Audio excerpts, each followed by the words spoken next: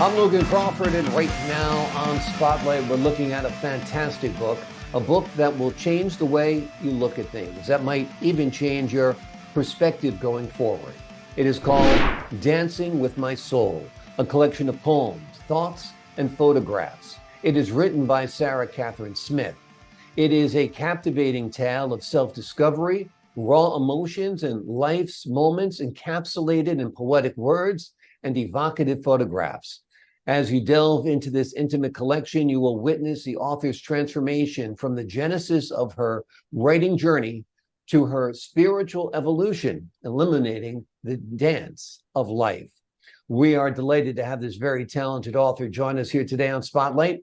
We thank the folks at Booksabi International for helping us put her in the spotlight today, and we ask viewers like you to support writers like her by subscribing to our channel. Sarah, so good to see you today. Well, thank you very much, Logan. Nice Appreciate you joining us. I love this book. What inspired you to begin writing and documenting your life this way? Well, in 1968, I had a convulsion, and a male friend of mine told me that one of the reasons why I had this convulsion was because I kept everything inside and that I should start writing. So that was September of 68 when I had the convulsion. And then a couple months later, I started writing. I just started writing my thoughts down, just started writing everything down. And a couple years later, I got the idea to publish the book. That's great. So that's been a 55-year book in the making, because you've been writing your thoughts down. So I guess you had a lot of notes and a lot of writing to go through and decide what to include and what to keep out, right? Well, yeah, I actually, the first, it's been redone like 3 different times. This, I don't know if you can see this. Yep, I see it fine. This is the first edition of the book. The first version that I did. That's my own photograph in the front, and that's my own photograph in the back. And this was done in 2014. And then Author Reputation Press, I lost my manuscript. The original manuscript was on my old computer, and it got lost, and everything in it. So Author Reputation Press took my ebook of my first book and turned it into a Word document for me so that I could redo it. And we redid it. I added more to the introduction, and that is that version. Okay. And I added more poems in part 1. And then Book Savvy International picked it up, and this is what it's now is. Wow, it's really beautiful. I really like its latest incarnation. Very nice. Yeah, it's beautiful. Yeah, and that's the back cover there. Beautiful. That's me. My daughter took that photograph of me sitting by a waterfall. Waterfalls are my inspiration. Yeah. Very nice. So you had all these writings over the years, you compiled them into a book. There's been 3 versions of the book. This latest version is beautiful inside and out. The cover is amazing.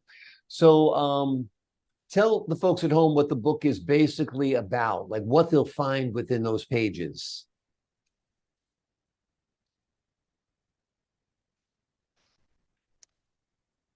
I didn't hear what you said. I was saying, tell the folks at home what the book is basically about. Hello?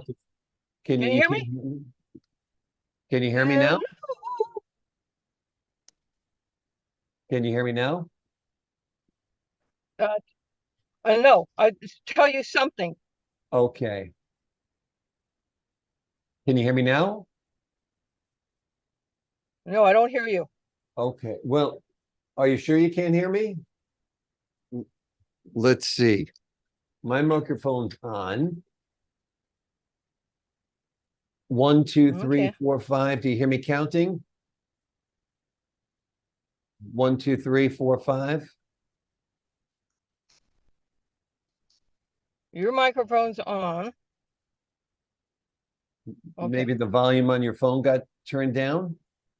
I don't think so. Well, you're hearing me because you're hearing me talk to you. You're hearing me talk to you about your phone. So you're hearing me now. Yeah, now I hear you Oh, fine. okay, good. Yes, Okay, I let's can hear not you now. Okay. worry about it.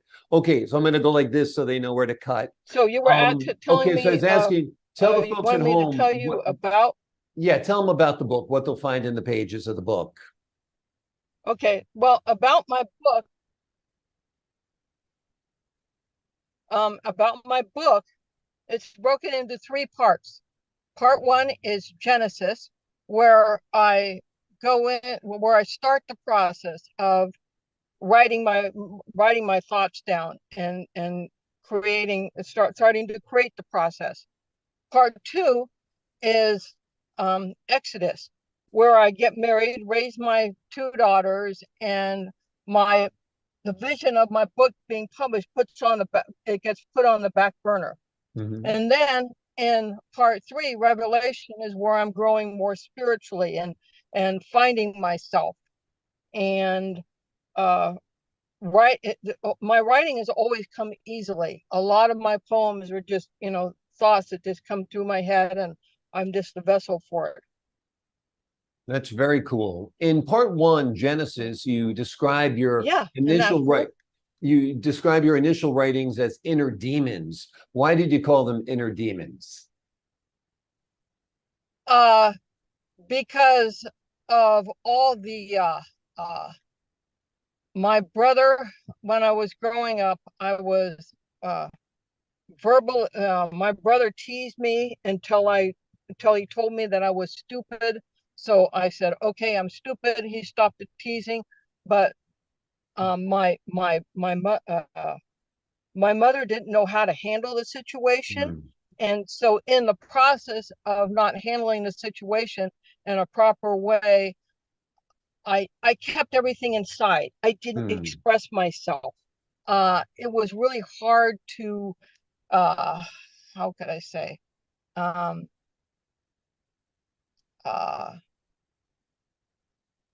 get the as I say, I didn't express myself until I started writing. And I started writing, and then I started expressing myself, thereby unleashing my inner demons. I had a lot of, you know, uh,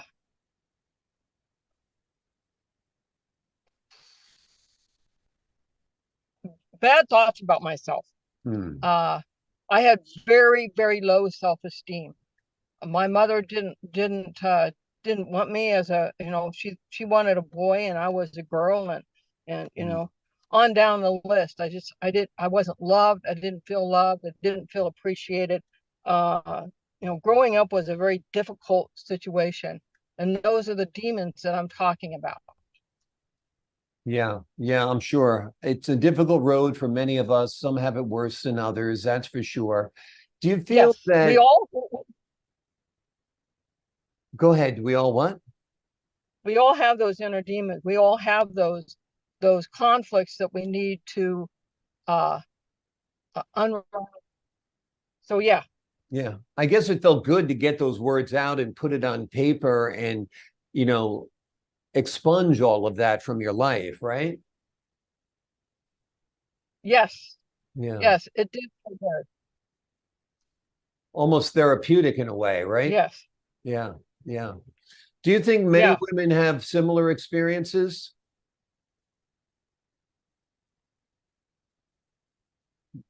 Do I think many what? Many women, do you think many women have similar experiences? Do you think many women go through the Um, same thing? I think a lot of women go through the same thing I went through. There are a lot of people that uh, women, but men too, that face a lot of issues that they have a hard time um, confronting. And some of us never confront them and unleash them. Some of us keep them inside of us for, a long time. Yeah, absolutely.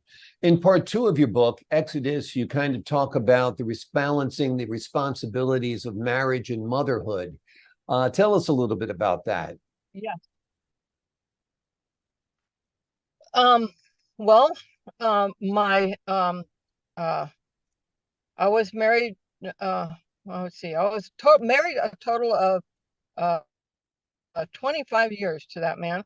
I finally got the courage to get out, but that's down the road.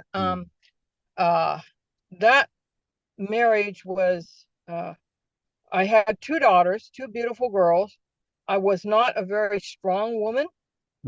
I was not a very. I didn't feel like I was a very good mother, and I didn't write a whole lot during that period because I was busy raising my family. I was busy doing the best I could with what I had, with what I knew. Yeah. And uh, some of the pieces in that period were actually very good. Yeah, you found time between the responsibilities to do a little bit of writing. It seems your whole life you kept with that vow of writing so you wouldn't have those suppressed feelings. And in the part in part 3 of the book, you talk about spirituality and healing and progression as a writer. Tell us about that a little bit. Well, when I got divorced from my husband, I filed for divorce. He was abusive to me, verbally, mainly verbally, but also physically. He was a drug addict, and I finally got the courage to file for divorce.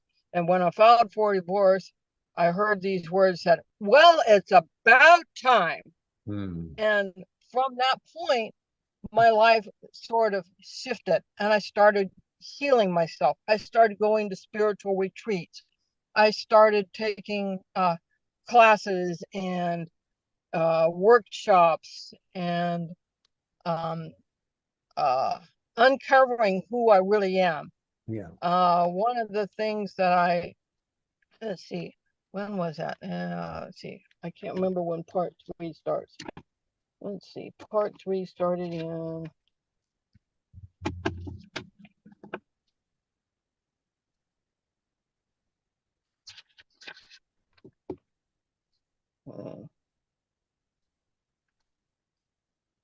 Probably 1970, 79, 78, somewhere, 79. One of the things I did is I went to a camp, and I was given a massage, a spiritual massage, I want to call it. And in the spiritual massage, the woman actually took out the old of my smoking and what I was doing to myself, and put new words in. And I realized that, through that massage, that I heard the words, "I am God." And I sincerely felt I am God. I mean, it was a powerful piece. And since that time, my spiritual growth has grown tremendously. Let's see, what else can I say about part 3? One of the things you write in your book is that often the words just flow through me. I'm just a vessel. Tell me what you mean by that. Well, oftentimes, like some of the pieces in my book, like in part 3, a touch of green in the creek, wherever that is. I can't remember where that is. A touch of green in the creek. I was sitting by a creek, right? And I wrote this piece, and the words just flowed through me, and I just wrote them all down. Do you want to read that piece to us? I'm going to read it to you. Awesome. A touch of green in the creek. Water flows into a pool, easing with the currents over submerged rocks. A tiny green leaf is the cross. Perfect form, perfect symmetry, becoming one with a brown moss-covered rock. I am this leaf. Perfect form, perfect body, one. Now a pine needle attaches itself to this touch of green in the creek, becoming one with it, dancing, embracing the one I am. That's beautiful. So Very a lot beautiful. of the pieces just, as I say, I'm just the vessel. Yeah, God is speaking through me, and I have a pencil and I just write down the words, and so it's like, and amazing. it's done. Amazing. I often, most of the pieces, I don't have to do any editing to them. It's amazing. It's a beautiful work. Do you feel that recognizing beauty in our surroundings connects us and makes us live more fully? Yeah, exactly. Yeah, Exactly. absolutely. Absolutely. Tell us a little bit about the photographs in the book. What was that? Tell us about the photographs, the pictures in the book, the photographs. The photographs. The photographs are all photographs that I've taken all over from northern California, the Bay Area, Marin County, up here in northern Idaho. I took a trip to Bali. Some of the pictures are of Bali. There's a couple of them of Monoma Falls. There's a lot of them have water in them. Mhm. Most of them have water in them. Uh, Waterfalls are my inspiration. I get a lot of my inspiration from waterfalls. Just being around flowing water just lifts my soul up so much. And let's see, my a lot of them also have hearts in them. There's like some of the photographs have like a spiritual. There's like you can see a heart in a photograph itself. Amazing. Amazing. Tell us a little bit about embracing our own paths of self-discovery. This book is basically about self-discovery, and I think it encourages other readers to find their own path of self-discovery. Don't you think? Tell us about that. Yeah, yes. Self-discovery is an individual path, but oftentimes we are all on that path of self-discovery. I don't, It's like we're on our own roads, yet it's a common highway that we're all traveling it together, but each route yes, is kind of unique. Do you have a poem or something in your book that you could read yes. to us that illustrates that? That'd be wonderful. This is something that I wrote that just Mhm. came to me. Life is a dance with a divine, fully expressing each moment. In order to open up to this dance and live, we must become aware of the glorious beauty that exists everywhere around us. When we are alive in nature, we bring joy into our hearts, allowing it to become the dance. We then embrace this dance through the indwelling presence that is, by our spiritual integrity, balance, harmony, becoming one with it. That's beautiful. Very beautiful. And that That's sort of a statement of the spiritual path of uncovering your inner demons and moving forward. life is a dance with the divine. That's basically what it's telling us, right? Right. Yeah. And each person is on their own path of finding that that divine connection. A lot of us, some people, you know, get stuck in their own little world and their own little problems. You Yeah. can't be in that space of self-doubt. You have to keep looking out and seeing the better good, the greater good. Yeah. Absolutely. Has your understanding and experience of joy changed over the course of your journey? Yeah, yes, it definitely has. Uh Recently I live with alcoholic now. I'm married to an alcoholic. Why I keep attracting this kind of relationship in my life, I don't know. But I've actually joined Al-Anon. And I find that being in that program is giving me the support that I need to keep going forward, number one. And number two, just I can't change him, and I can't change the way my daughter treats me because she's putting me down all the time. But I can keep working on myself and make myself a better person. So finding that joy within myself is a constant a road that I keep moving forward towards, because that's important to me. It sounds like that group is very, very helpful. And Al-Anon is for basically the family members of an alcoholic, right? Hello? No? What is Al-Anon? Yeah. Al-Anon is a support group of family and friends of alcoholics. It's based on the same 12-step program that AA is. Oh, okay. Gotcha. It's a branch of, it's sort of like a branch of AA. Understood.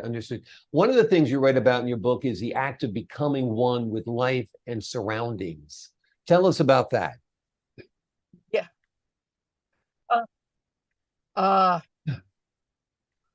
Well, we are all connected with everything that is. We are connected with every branch and every tree, every waterfall, every raindrop that falls. See, it's raining outside now. It hasn't rained here in a long time. Every raindrop that falls from the sky, every atom, every little thing, we're all connected. They're all spiritual connections for us to keep moving forward. And when we keep that connection, we open up to the greater good that is us. Very true. Very true. The more we're connected to nature, I think the more complete we are within ourselves. Tell us a little bit about, tell us a little bit how your book inspires readers to pursue their own passions, regardless of the challenges that we face in life. Each one of us has different passions. It's important to follow our passion, to find that joy within that keeps moving us forward. I mean, passion can be, I actually wrote a book on passion. It can be, I mean, I wrote a poem on passion, excuse me. Passion can be it can be a dream. It can be something that brings it, of course, it brings us joy, and that lifts our heart to a higher place. That answer your question? Oh, absolutely. Is there a poem you'd like to read and share with us before we leave you today?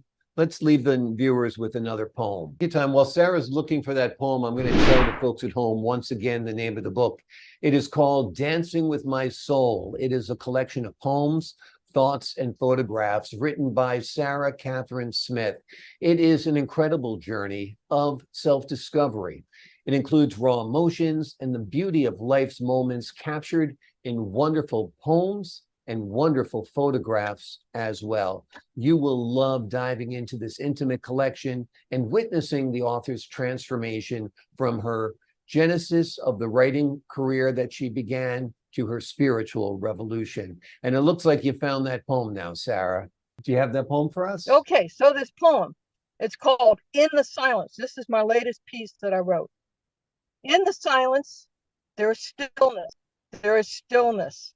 In the stillness, peace exists. The sounds, smells, what we see, hear, and feel come alive, God. As we live in this silence, we dwell in the present moment now. Wonderful. Very beautiful. I love the spiritual connection of your work as well. It's a short piece. Sure. It's short, but it has a lot of impact. Sarah's book, again, is called Dancing with My Soul. It is a collection of poems, thoughts, and photographs. It is written by Sarah Catherine Smith. It's an incredible journey of self-discovery, as we told you before, and it's a wonderful collection of poems and photographs. I'm Logan Crawford, thanking you for your time, this time until next time on Spotlight.